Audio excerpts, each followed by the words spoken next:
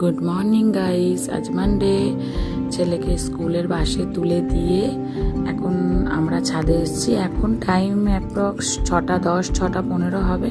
দেখো কি সুন্দর ফুল ফুটেছে আমাদের গাছে। এখনো ফুলগুলো ভালোভাবে ফুটে উঠতেও পারেনি। শীতের সকাল তো একটু লেট হয় ফুল ফুটতে, তো হালকা হালকা রোদও উঠে গেছে। দেখো ভিউটা কি দারুণ লাগছে। এই যে আমরা এসেছি একটা স্পেশাল কাজ করতে, সেটা হলো পাখিকে খেতে দিতে। ছাদে আমাদের কাক, পাখি, পায়রা সব আসে। এখন আমার হাজব্যান্ড পাউরুটি চিড়ে চিড়ে দিচ্ছে, গমের দানা, ঝুড়ি ভাজা মুড়ি।